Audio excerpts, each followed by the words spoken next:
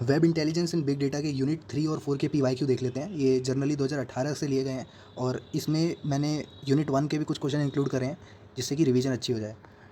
5 question है गिनती के और हर क्वेश्चन के 2 पार्ट हैं, ऐसा ही कुछ। How the data from different universe, पहले क्वेश्चन का ये पार्ट कि how the data from different universe and projects can be combined into a single report. तो अलग अलग डेटा एक रिपोर्ट में कैसे कंबाइन होता है इसको एक्सप्लेन करना है। In order to combine data from different universe sources एक सिंगल प्रोजेक्ट में हमें कुछ टेक्निक्स लगानी पड़ेंगी। उन टेक्निक्स को हमने एक एक करके डिस्कस करा है। पहला है डेटा इंटीग्रेशन। डेटा इंटीग्रेशन के अंदर gathering data from various sources, सभी डेटा को कलेक्ट करना है और उसको एक कंसिस्टेंट फॉर्मेट में लाना है। ये अचीव हो सकता है through extract transform load process के थ्रू, ETL प्रोसेस के थ्रू, जहाँ पे data is extracted from different sources. Extract होता है अलग अलग सोर्सेज से, ट्रांसफॉर्म होता है एक स्टैंडर्डाइज फॉर्मेट में और उसके बाद लोड होता है सेंट्रल रिपोजिटरी में या फिर डेटा वेयर हाउस में। सेकेंड तरीका है डेटा मैपिंग का। Data mapping is the process of matching and aligning data elements from different sources to ensure compatibility. ठीक है, मैपिंग मतलब हम मैच कर रहे हैं, अलाइन कर रहे हैं डेटा एलिमेंट्स को अलग अलग सोर्सेज से कि कंपैटिबिलिटी इंश्योर हो पाए। It involve identifying common field, जो कॉमन चीज़ें हैं, कॉमन एट्रीब्यूट्स हैं डेटा सेट में, वो उनमें कोई रिलेशनशिप देखना। This allows for a coherent merging of data into a single report. तो डेटा यहाँ पे आपस में मर्ज हो जाता है। अगर एग्जांपल के लिए टेबल देखें तो एक दो टेबल में सेम रो है, मतलब रोज सेम है, कॉलम सेम है, एक कॉलम सेम है, तो दोनों टेबल्स को मर्ज करा जा सकता है। क्लिनजिंग, डेटा क्लिनजिंग एक क्रूशियल स्टेप है to ensure accuracy and consistency of combined data. ठीक है, बहुत ज़रूरी स्टेप है ये इन्वॉल्व करता है identifying and correcting any error. कोई एरर हो, कोई इनकन्सिस्टेंसी हो, कोई डुप्लीकेट डेटा हो, इन सबको क्लीन करता है। बाय क्लीनिंग द डेटा हम इन्हांस करते हैं डेटा की क्वालिटी और रिलायबिलिटी फाइनल रिपोर्ट में। फिर डेटा ट्रांसफॉर्मेशन आता है। Data transformation converting data into a common format और स्ट्रक्चर। एक कॉमन फॉर्मेट में डालना है, including standardizing unit of measurement, formatting dates and time और aggregating data into different level of granularity. तो इनमें सभी चीज़ों को स्टैंडर्डाइज यूनिट्स का ध्यान रखा जाता है, डेट और टाइम का, और ग्रैनुअलिटी का भी ध्यान रखा जाता है। We can ensure that it can be effectively analysed and presented in the report. तो इस चीज़ को इंश्योर करना है। Data visualisation, one of the data is integrated and transformed once the data. ठीक है, एक बार डेटा इंटीग्रेट और ट्रांसफॉर्म हो गया तो उसको विजुअलाइज करा जा सकता है, जैसे चार्ट, ग्राफ या टेबल के फॉर्म में। Data visualisation is helps in presenting complex information in a clear and concise manner, जिसकी वजह से यूज़र को इंसाइट्स मिल पाएँ और इन्फॉर्म डिसीजन ले सके।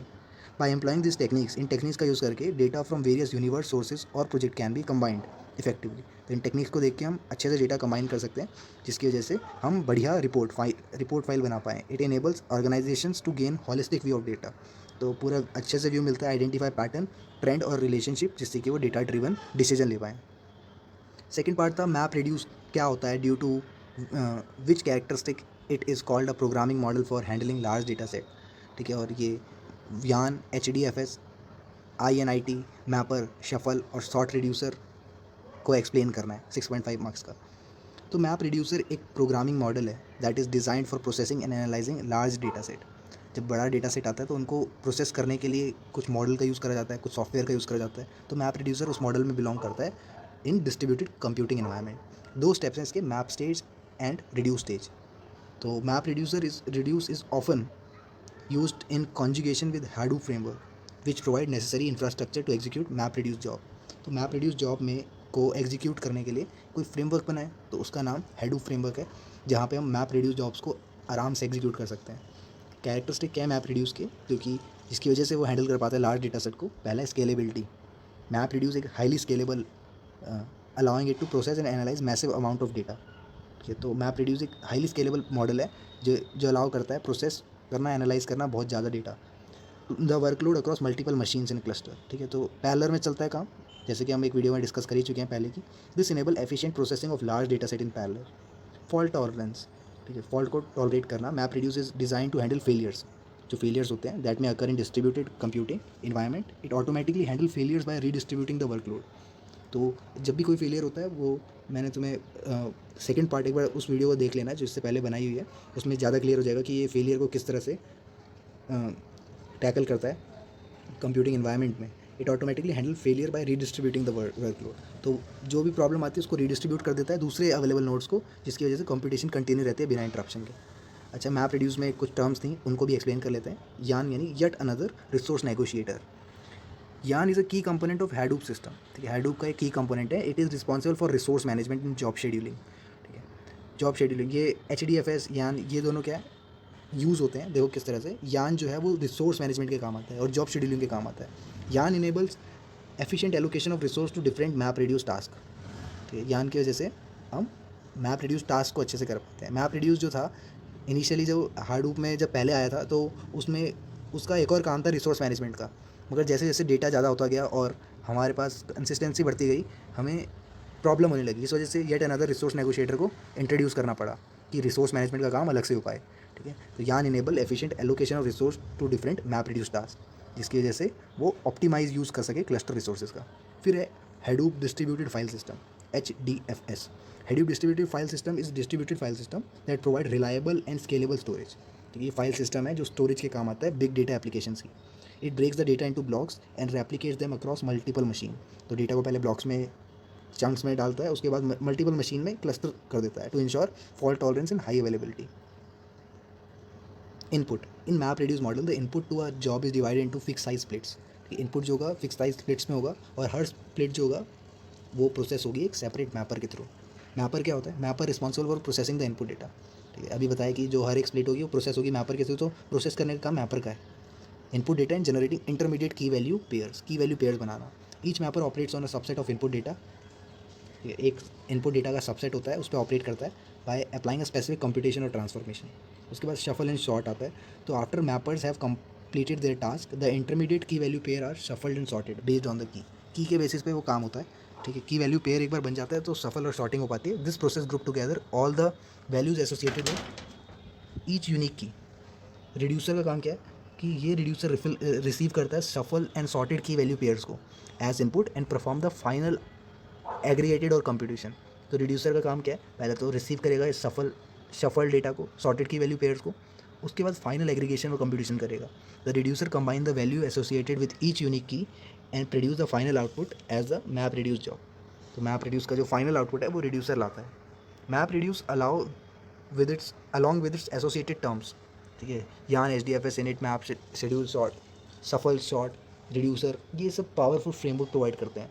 ठीक है, and analyze data set in distributed computing environment. It allows for efficient and fault tolerant process for big data organization to deliver valuable insight and make data driven decisions।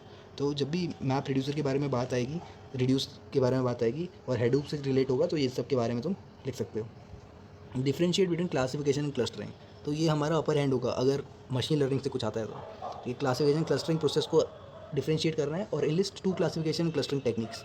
ठीक है, साथ में techniques को भी लिस्ट करना है बस।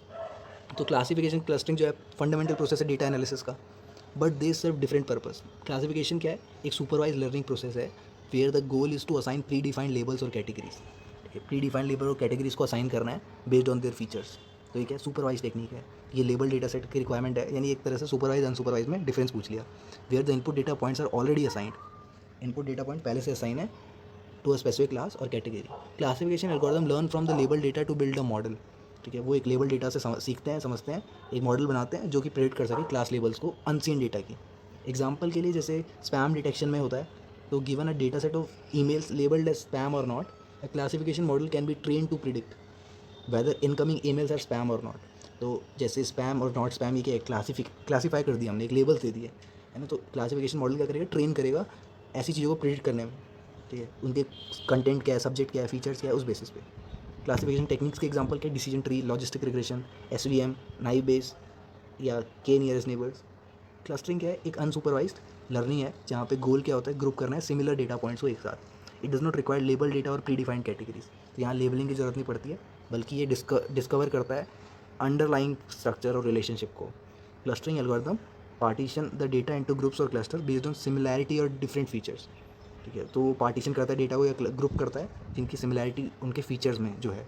Example के लिए कस्टमर सेगमेंटेशन, कि given a data set of customer attribute, जैसे हमें जो खरीद रहे हैं सामान अमेज़ॉन से, उनकी एज, उनकी इनकम, उनका क्या खरीदते हैं वो।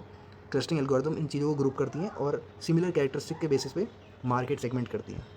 क्लस्टरिंग टेक्निक में केमिंग क्लस्टरिंग आ जाता है, DB स्कैन आता है, density based spatial clustering for application with noise, paper में आ गया था ML में। तो DB मतलब density based spatial clustering of application with noise. ठीक है। और गॉसियन मिक्सचर मॉडल्स ये भी हम डिस्कस कर चुके हैं, तो इन चीज़ों के बारे में लिखना तो नहीं है, बस हमें टेक्निक्स के नाम लिखने थे। तो classification is about assigning predefined label to data, उनके पैटर्न्स को देख के, और क्लस्टरिंग जो है वो नेचुरल ग्रुपिंग करती है। क्लासिफिकेशन में लेबल चाहिए होता है, क्लस्टरिंग में ऐसा कुछ नहीं चाहिए। आइडेंटिफाई सिमिलैरिटीज़ और patterns based on data proximity और फीचर्स। ठीक है। अगला क्वेश्चन है बी पार्ट है इसका, explain the ETL process in brief, उसके एडवांटेज क्या है और क्या missing value need to be treated, मतलब हमें मिसिंग वैल्यूज़ को क्यों ट्रीट करना पड़ेगा। Explain integration and transformation process also. ठीक है। तो ETL स्टैंड करता है एक्सट्रैक्ट ट्रांसफॉर्म लोड के लिए। It is a process used in data warehousing. ठीक है। एंड बिजनेस इंटेलिजेंस में काम आता है, जहाँ पे डेटा को एक्सट्रैक्ट करना है अलग अलग सोर्सेज से, उसके बाद उसको ट्रांसफॉर्म करना है कंसिस्टेंट फॉर्मेट में और लोड करना है टारगेट डेटाबेस में या डेटा वेयर हाउस में। तो एक्सट्रैक्ट मतलब करना क्या होता है, एक्सट्रैक्शन फेज़ है, यहाँ पे डेटा कलेक्ट होता है such as database files, API, web scraping. ठीक है। तो goal is to gather the relevant data, हमें रिलेवेंट डेटा चाहिए एनालिसिस और रिपोर्टिंग के लिए। फिर ये ट्रांसफॉर्म, एक बार डेटा एक्सट्रैक्ट हो गया तो इट अंडरगोज ट्रांसफॉर्मेशन ऑपरेशन, उसमें क्या होता है क्लीनिंग करना, मिसिंग और इनकंसिस्टेंट वैल्यू को हैंडल करना होता है। ठीक है। और calculation to derive new information. Transformation ensure data integrity, quality and consistency. ठीक है। डेटा इंटीग्रेटेड हो, उसमें क्वालिटी रहे और कंसिस्टेंसी मेंटेन रहे। लोड क्या होता है, अब E हो गया, T हो गया, फिर L आता है load. After data is transform, उसके बाद वो टारगेट डेटाबेस या डेटा वेयर हाउस में लोड हो जाता है। और इस स्टेप में organising the transform data into appropriate table of structure to support query analysis. ठीक है। तो इसमें हमें क्या करना है, डेटा को ऑर्गेनाइज करना है जिससे कि वो एप्रोप्रिएट टेबल्स में आ सके, और क्वेरीज जो होती हैं वो टेबल्स में लगती हैं, क्योंकि ऐसे ही अगर डेटा डला होगा तो उसमें कहाँ लगेगा। तो इन चीज़ों को भी देखना पड़ता है। एडवांटेज क्या है ETL प्रोसेस के, data integration. ETL allows data for multiple sources which may be in different format और structure। तो ETL अलाउ करता है अलग अलग सोर्सेज से इंटीग्रेट करने को। ठीक है। और to integrate and consolidate it into a unified view, तो ये इनेबल करता है एफिशिएंट एनालिसिस एंड रिपोर्टिंग। ठीक है। फिर है data cleansing. ETL include data cleansing और नॉर्मलाइजेशन, जिसकी वजह से हम आइडेंटिफाई रेक्टिफाई कर सकते हैं एरर्स को। ये डेटा की क्वालिटी और एक्यूरेसी को इंक्रीज़ करता है। स्केलेबिलिटी की बात करें तो ज़्यादा डेटा एफिशिएंटली प्रोसेस कर पाना by extracting transforming and loading data in batches और पैरेलल। हम ETL सिस्टम्स की वजह से हम डेटा को ज़्यादा स्केल पे कर सकते हैं, जिसकी वजह से वो सूटेबल इन्वायरमेंट में काम आ सके। Historical data, ETL process can capture and preserve historical data.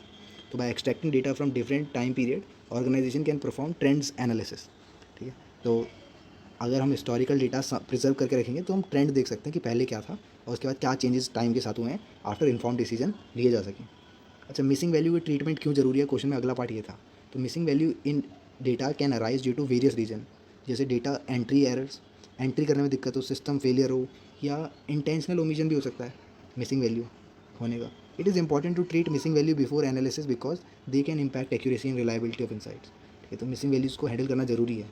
Missing value can be handle through technique जैसे कि डिलीशन, रिमूव करना रो और कॉलम को जिसमें भी मिसिंग वैल्यू है, या imputation, replacing missing value with estimated values. For example तुम्हारे पास लोगों के नाम की लिस्ट है, ऐसा जब हमने कोशिश करी थी मिसिंग वैल्यू को ठीक करने की, तो लोगों के नाम रखे थे, उसके आगे मेल फीमेल लिखा हुआ था, मगर कुछ जगह पे मिसिंग थी वैल्यू। तो हम नाम के बेसिस पे एटलीस्ट अपना इंटेलिजेंट गेस तो कर सकते हैं कि अगर रतन नाम है तो इंसान लड़का होगा या मेल होगा, ऐसे करके मिसिंग वैल्यूज़ को इम्प्यूटेशन के थ्रू यानी एस्टिमेटेड वैल्यूज़ के थ्रू हम फिल कर सकते हैं यूजिंग एडवांस टेक्निक जैसे प्रेडिक्टिव मॉडलिंग। फिर हाई लेवल चला जाता है प्रेडिक्टिव मॉडलिंग करना मिसिंग वैल्यूज़ को भरने के लिए।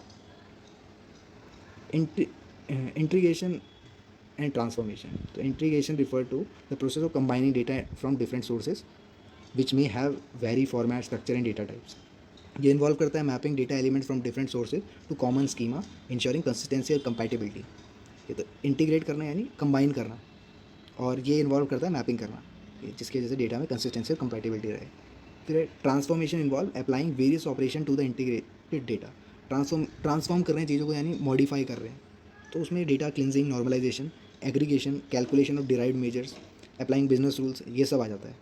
ट्रांसफॉर्मेशन इंश्योर करता है डेटा एक्यूरेट रहे, कंसिस्टेंट रहे, इसलिए ETL process crucial role play करता है डेटा मैनेजमेंट में। ठीक है। Integrity, cleansing, transformation of data, इन सब चीज़ों को मेंटेन करने में। HBase क्या होता है, और HBase is a data model design to provide quick random access to huge amount of structured data. ऐसा लग रहा है कि HBase की डेफिनेशन ही दे दी। Do you agree with this statement? तो हाँ, देखो HBase होता क्या है, जो हम HDFS पढ़ रहे थे उसी में आता है। ये HBase is a distributed column oriented database.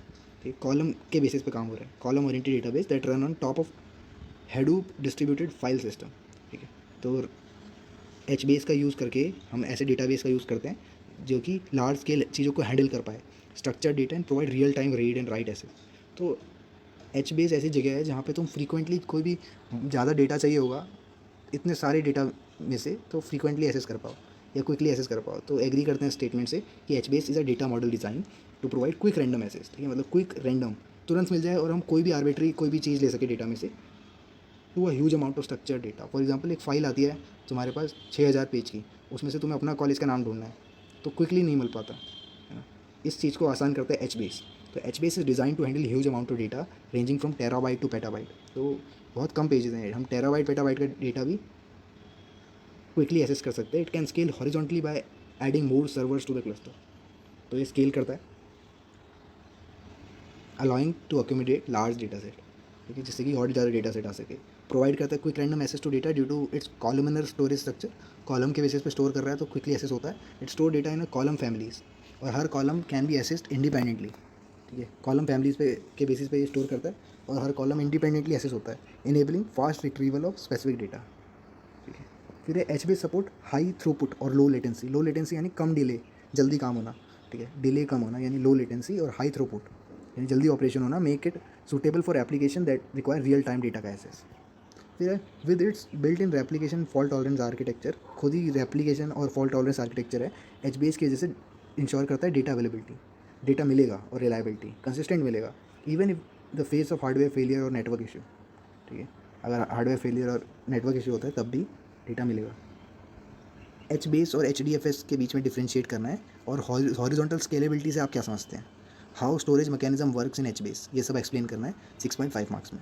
H base बता दिया, दोबारा पढ़ लेते हैं। एक डिस्ट्रीब्यूटेड कॉलम ओरिएंटेड डेटाबेस है बिल्ड ऑन टॉप ऑफ हैडूप। इसको तो पहली लाइन तो याद ही कर लो कि एच बेस एक डिस्ट्रीब्यूटेड कॉलम ओरिएंटेड डेटाबेस है on top of Hadoop. It provide random real time read write access to large scale structure data. तो ये रैंडमली रीड राइट कर सकता है, क्योंकि ये परमिशन नहीं मिलेगी तो डेटा को एक्सेस कैसे कर पाएंगे जब डेटा रीडिंग की परमिशन ही नहीं है। It is design for high performance and low latency operation. तो हाई परफॉर्मेंस ऐसे डिज़ाइन करा गया कि इसकी परफॉर्मेंस ज़्यादा हो और डिले कम हो। H base organises data into tables with rows on columns. Data को टेबल्स में बनाता है similar to traditional database and provide efficient random access to specific data using row keys. H D F S के Hadoop distribution file system है, एक distribution file system है design for storing and processing large data set across cluster of computers. तो H D F S क्या है, हैडूप का distributor system है। ठीक है, जो कि लार्ज डेटा को प्रोसेस कर सके, स्टोर कर सके। ये भी हाई फॉल्ट टॉलरेंट है and can handle large file by splitting them into small blocks, cluster बना सके, multiple nodes. H D F S is optimise by streaming data access and providing high throughput for large scale data processing. देखो इस तरह से है कि H B S एक काम कर रहा है हमारे फ्रेमवर्क का, और एच डी एफ एस एक हैडूप का डिस्ट्रीब्यूटेड फाइल सिस्टम है। हॉरिजॉन्टल स्केलेबिलिटी से आप क्या समझते हैं? तो horizontal scalability H B S में रिफ़र करती है कि हम मोर सर्वर्स को डाल सकें। तो ये मोर सर्वर यानी nodes to H B S cluster to handle increase data volume and workload. Scalable यानी अगर ज़्यादा डेटा होगा तो उसको भी हम हैंडल कर पाएँ, तो इसलिए ability to add more server nodes to H B S cluster increase हो जाती है डेटा वॉल्यूम और वर्कलोड को हैंडल कर पाना। तो इस वजह से हॉरिजॉन्टल स्केलेबिलिटी कहते हैं। As the data and workload grow, additional servers can be added to distribute the data and process across multiple nodes. जैसे डेटा और वर्कलोड बढ़ेगा, एडिशनल सर्वर्स ऐड होंगे जिसकी वजह से स्टोरेज कैपेसिटी बढ़ेगी। This allows H B S to scale out horizontally, accommodating large data set and handle higher traffic without sacrificing performance। तो इसकी वजह से H B S horizontally scale हो जाता है और ज़्यादा डेटा सेट और ज़्यादा ट्रैफिक को हैंडल कर पाता है। स्टोरेज मैकेनिज्म कैसा है एच बी एस में? H B S stores data in the distributed manner across the nodes in the cluster. तो नोड्स की फॉर्म में डिस्ट्रीब्यूट कर देता है क्लस्टर में H B S. It uses H D F S as the underlying storage layer. H D F S की storage layer होती है which means data is divided into blocks and distributed across multiple data nodes. ठीक है, blocks के form में divide होता है और अलग अलग नोड्स में चला जाता है। Each H B S table is split into regions and each region is stored on multiple data nodes. तो H B S table regions में स्प्लिट होती है और हर रीजन मल्टीपल डेटा नोड्स में जाता है for fault tolerance and data availability. अब हर रीजन में डेटा स्टोर होता है कॉलमनर फैशन में, column wise, with column grouped into column families. ठीक है, जहाँ पे हर कॉलम फैमिली के पास मल्टीपल कॉलम्स होते हैं और data within a column family store together on disk. और जो डेटा होता है वो कॉलम फैमिली का, एक पर्टिकुलर कॉलम फैमिली का डेटा एक साथ रखा जाता है डिस्क के अंदर। The columnar storage allows for efficient retrieval और स्पेसिफिक कॉलम, ठीक है, जिससे कि एक कॉलम हम रिट्रीव कर पाएँ। HBase also employs a write ahead log WAL mechanism to ensure data durability and recovery in the event of failure। तो HBase also employ एक और चीज़, एक और मैकेनिज्म एम्प्लॉय करता है, इसका नाम है राइट अहेड लॉग, जिसकी वजह से डेटा की ड्यूरेबिलिटी और रिकवरी हो पाए अगर फेलियर होता है तो। When a write operation is performed it is first logged into WAL, यानी राइट अहेड लॉग में जब भी कोई राइट ऑपरेशन होता है वो राइट अहेड लॉग में एंट्री होती है उसकी before being and return to the actual data file लिखने से पहले, जिसकी वजह से डेटा कंसिस्टेंसी रहती है और फेलियर होता है तो रिकवरी दोबारा हो सकती है। The storage mechanism in HBase utilises distributed storage and columnar organisation, जिसकी वजह से ये मेन पॉइंट है कि स्टोरेज मैकेनिज्म कैसा है HBase का, कि डिस्ट्रीब्यूटेड स्टोरेज है और कॉलमनर ऑर्गेनाइजेशन है, जिससे कि वो हाईली स्केबल है, फॉल्ट टॉलरेंस है और एफिशिएंट डेटा रिट्रीवल है। यहाँ एक नई बात और सीखी कि हम राइट अहेड लॉग का यूज़ करते हैं डेटा को रिकवर करने के लिए। Explain architecture of web intelligence or clearly show database layer, semantic layer, presentation layer. Also differentiate between these three layers. Architecture web intelligence का हमने पिछले वीडियो में डिस्कस किया था, उसका डिस्क्रिप्शन में लिंक दे दूंगा, जिस वीडियो में डिस्कस किया था। और इसमें 3 लेयर्स आती हैं, डेटाबेस, सिमेंटिक और प्रेजेंटेशन। क्वेश्चन में भी मेंशन है, हर लेयर एक अपना रोल प्ले करती है। Overall function of WI system, explanation क्या है, डेटाबेस लेयर यानी डेटाबेस वाला जहाँ पे सब कुछ डेटाबेस SQL रिलेटेड चीज़ें रहती हैं। तो database layer is responsible for storing and managing data used in WI system. पहले ऐसे लिखना, स्टोर और मैनेज करने का काम है डेटाबेस लेयर में डेटा का। It typically consist of relational database और a data warehouse that store structure data. तो ये जनरली कंसिस्ट होता है रिलेशनल डेटाबेस या फिर डेटा वेयरहाउस का, जो कि स्ट्रक्चर डेटा को स्टोर करता है। Data in this layer is organize in tables with rows and columns, ठीक है, टेबल फॉर्म में रोज एंड कॉलम्स के फॉर्म में ऑर्गेनाइज होते हैं और it can be queried using SQL और SQL के थ्रू फेच किए जा सकते हैं। The database layer provide a foundation for data storage, retrieval and management. तो स्टोर करना, रिट्रीव पॉसिबल हो पाना और मैनेज करना, ये सब काम डेटाबेस लेयर का है। सिमेंटिक लेयर क्या है, ये एक sides between database and presentation layer, एक ब्रिज, कनेक्शन का ब्रिज बनाती है, किसके बीच में, डेटाबेस और प्रेजेंटेशन लेयर में। तो ये रिस्पॉन्सिबल है मीनिंग और कॉन्टेक्स्ट डालना to the raw data stored in the database layer. ये मीनिंग और कॉन्टेक्स्ट, फॉर एग्जांपल अगर तुम्हें किसी पर्टिकुलर डेटा सेट चाहिए तो वहाँ पे डेटाबेस लेयर पे बहुत सारे डेटाबेस हैं, मगर एक कॉन्टेक्स्ट के लिए तुमने सिमेंटिक लेयर में क्या होगा, मीनिंग प्रोवाइड करेगी। इसके अंदर ontological, meta data, semantic model, इन सब चीज़ों को डिफाइन करते हैं, relationship and semantics of the data. ये it provide a way to represent and understand the data in a more meaningful and structure manner. तो डेटा को हम एक्चुअली अच्छे से स्टडी कर पाएँ, अंडरस्टैंड कर पाएँ, इसलिए सिमेंटिक लेयर का काम होता है। ज़्यादा फंक्शनैलिटी जैसे डेटा इंटीग्रेशन, इनरिचमेंट और सिमेंटिक क्वेरिंग, ये सब कर पाते हैं हम सिमेंटिक लेयर में। प्रेजेंटेशन लेयर जो होती है यूज़र फेसिंग लेयर होती है। It is responsible for visualizing and presenting the insight and information derived from the data in a user friendly format. तो presentation layer user friendly format में data दिखा पाए तो इसके लिए काम आती है। और प्रेजेंटेशन लेयर के अंदर कंपोनेंट्स है जैसे डैशबोर्ड, रिपोर्ट, चार्ट्स, ग्राफ्स, ये सब होते हैं। और it enables user to interact with data से इंटरेक्ट करना, एक्सप्लोर करना व्यूज़ को, गेन इंसाइट्स, ये सारी चीज़ें करना, इंसाइट्स लेना। The presentation layer focus on delivering information and insights to user in a clear understandable way. User ने कुछ मांगा, डिमांड की, सिमेंटिक लेयर ने उसके लिए क्वेरी जनरेट की और डेटाबेस लेयर से फेच हुई चीज़ें, ठीक है। इस तरह का ये आपस में कोऑर्डिनेशन चलता है। डिफरेंस क्या है, डिफरेंस तो हो ही गया है, मगर specifically database layer is primarily concern with data storage, सिर्फ डेटा स्टोरेज, मैनेजमेंट और रिट्रीवल का काम है डेटाबेस लेयर में, ठीक है। इट स्टोर स्ट्रक्चर डेटा और SQL क्वेरीज को सपोर्ट करती है डेटा को अगर मैनिपुलेट करना चाहते हो तो। फिर है सिमेंटिक लेयर ऐड करती है मीनिंग और कॉन्टेक्स्ट डेटा के लिए, ठीक है। और ये define relationship, semantics and ontologies that enable advance functionalities like data integration and semantic. Presentation layer क्या होती है, विजुअलाइजिंग या प्रेजेंटिंग करना डेटा को, ठीक है, जो कि डिराइव्ड हुआ है डेटाबेस एंड सिमेंटिक लेयर से। और ये यूज़र फ्रेंडली इंटरफेस जैसे डैशबोर्ड, रिपोर्ट्स प्रोवाइड करती है, इंसाइट्स ले सके। Database layer manages the data, semantic layer provide meaning, context, presentation layer give insights to the user in user friendly manner. आखिरी line ही समझ गए तो सब समझ गए। Explain functionality of query engine and wrapper manager in very. तो इनकी फंक्शनैलिटी को एक्सप्लेन करना है in context of WI web intelligence. Query engine and wrapper manager play crucial role. Query engine responsible है for processing user queries and retrieval data, retrieving relevant data from the underlying database और database stores. यानी query engine क्या करता है, user की queries को process करता है और रिलेवेंट डेटा देता है। It act as an interface between user and data source. तो इंटरफेस का काम करता है डेटा सोर्स और यूज़र के बीच में, जिससे कि जैसे यूज़र अपनी इन्फॉर्मेशन को एक्सप्रेस कर सकता है कि क्या चाहिए उसको। तुम जो भी गूगल पे सर्च करते हो वो एक टाइप का क्वेरी इंजन है Google. The query engine interprets the user queries and generate optimise execution plans. उसको डेटा को एफिशिएंटली रिट्रीव करने का। और it handle query optimisation techniques such as query rewriting और क्वेरी प्लानिंग। कभी तुमने स्पेलिंग गलत कर दिया, कुछ सही से रिफ्रेज नहीं किया है ना, तो उसको फ्रेज नहीं किया तो उसको सही से रिफ्रेज कर देता है और इन्हांस करता है परफॉर्मेंस को। क्वेरी इंजन में ऑल्सो सपोर्ट एडिशनल फंक्शनैलिटी जैसे क्वेरी कैशिंग। तुम एक ही क्वेश्चन बार बार पूछ रहे हो, जैसे वेब इंटेलिजेंस का व्हाट इज़ वेब इंटेलिजेंस तुमने 2-3 बार पूछ लिया तो कैश हो जाती है। रिजल्ट रैंकिंग और रेलेवेंस स्कोरिंग, जो जितना ज़्यादा रिलेवेंट है तुम्हारी क्वेरी से उतना ज़्यादा उसको प्रेफरेंस मिलेगी ओवरऑल यूजर एक्सपीरियंस बढ़ाने के लिए। रैपर मैनेजर क्या होता है? Is a component that facilitate the integration of data from various heterogeneous sources. ठीक है, एक कंपोनेंट है जो डेटा को इंटीग्रेट करने में हेल्प करता है। हेट्रोजीनियस यानी आपस में कोई डेटा जो है सिमिलर नहीं है। It act as an intermediary between query engine and data sources. तो क्वेरी इंजन और डेटा सोर्स के बीच में जो काम करता है, एक यूनिफाइड इंटरफेस प्रोवाइड करता है डाइवर्स डेटा के लिए। Wrapper manager handle complexity of integration with different data sources. Complexity of integration interaction, ठीक है, तो रैपर मैनेजर क्या करता है? हैंडल करता है कि इंटरैक्शन में कोई कॉम्प्लेक्सिटीज़ है उनको, विच में have different access method and protocol. It employ wrapper which are specialized software components और modules to establish connection with specific data source and retrieve relevant data. ठीक है, wrapper managers manage communication, data transformation, data mapping between query engine and data sources. ये ensure करता है data retrieval from different sources is compatible and can be seamlessly integrated in a unified view.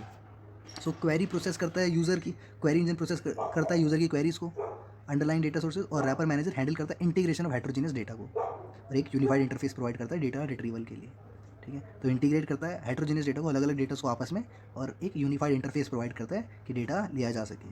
ठीक है, query engine ने क्या करा? तुम्हारी query की वजह से डेटा बेस से सामान निकाला, मगर रैपर मैनेजर ने क्या करा? उसको तुम्हें सामने दिखाया, उसको एक साथ कंबाइन करा, भले ही वो हेट्रोजीनियस डेटा क्यों ना हो। तो टुगेदर ये दोनों सीमलेस डेटा एसेस अलाउ करते हैं वेब इंटेलिजेंस सिस्टम में। आखिरी क्वेश्चन है, write a short note on following. Online advertising क्या होती है? ये तुम्हें पता है, refers to the practice of promoting products on services through digital platform. ठीक है, तो एडवर्टाइज करना यानी कुछ प्रोडक्ट या सर्विसेज को प्रमोट करना वेबसाइट, सोशल मीडिया या सर्च इंजन्स में। ये इन्वॉल्व करती है टारगेटेड ऑडियंस को ऐड दिखाने को, और फैक्टर्स डेमोग्राफिक्स, ब्राउजिंग बिहेवियर या इंटरेस्ट के बेसिस पे। ठीक है, तुम्हें बुक्स पढ़ना पसंद है तो बुक्स के ऐड या ऐसी चीज़ें तुम्हें टारगेटेड ऑडियंस को दिखेगी। Online advertising offer several advantages, जैसे कि ability to reach global audience, precise targeting, real time tracking. Global audience को हम रीच कर सकते हैं, टारगेट प्रिसाइज कर सकते हैं कि 18 से 20 साल के लोग ही देखेंगे। And flexibility to optimize campaign based on performance. Machine translation क्या होता है? एक is a process of automatically translated text और speech from one language to another. Computer के एल्गोरिथम का यूज़ करके एक से दूसरी लैंग्वेज में। ठीक है, गूगल ट्रांसलेटर यूज़ होता है, तो ये आर्टिफिशियल इंटेलिजेंस और एनएलपी टेक्निक्स का यूज़ करते हैं। ठीक है, जो कि लिंग्विस्टिक कंटेंट्स को ट्रांसलेट करने में काम आता है। Machine translation system can be rule based, statistical और based on neural network, continuously improve through machine learning. ठीक है, ट्रांसलेशन किस पे रूल बेस्ड होती है, स्टैटिस्टिकल होती है, न्यूरल नेटवर्क पे बेस्ड होती है। मशीन ट्रांसलेशन में have significant advancement in recent year but still face challenges, क्योंकि एक्यूरेसी कुछ समय में नहीं आ जाती, ये टाइम बाय टाइम इंक्रीज होती है। उसके बाद नेचुरल लैंग्वेज अंडरस्टैंडिंग का एक ब्रांच है आर्टिफिशियल इंटेलिजेंस की, जो कि फोकस करती है computer to comprehend interpret human language को समझ पाए। ये इन्वॉल्व करता है algorithm and techniques that enable machine to analyze and understand meaning, कि क्या कहना चाह रहे हैं बिहाइंड नेचुरल लैंग्वेज, टेक्स्ट और स्पीच। तो एनएलयू एक एसेंशियल एप्लीकेशन है virtual assistant, chatbots, voice recognization, sentimental analysis, इन सब में। ठीक है, NLU system use technique such as semantic analysis, syntactic parsing और name entity recognization and semantic analysis to extract meaning and gain insight from human language. फिर semantic mining क्या होता है? Also known as sentiment mining क्या होता है? Sentiment analysis कहते हैं इसको। Is a process of extracting subjective information and sentiments from the text और स्पीच। ठीक है, तो हम ओपिनियन, इमोशन, एटीट्यूड इनको एक्सप्रेस करते हैं social media post, customer review या सर्वे रिस्पॉन्स में, उसके बेसिस पे हमें सिमेंटिक सेंटिमेंट्स पता चलते हैं।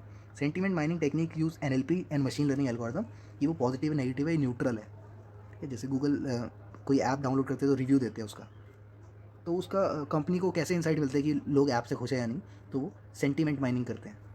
It finds application in the area of brand monitoring, market research, customer feedback, इन सब चीज़ों में। पर्सनलाइज मेडिसिन की बात करें तो ये रिफर करता है medical approach that tailors health care decision. ठीक है, जो पर्सनलाइज तुम्हारे बॉडी के मेटाबॉलिज्म के हिसाब से तुम्हें मेडिसिन मिल रही है।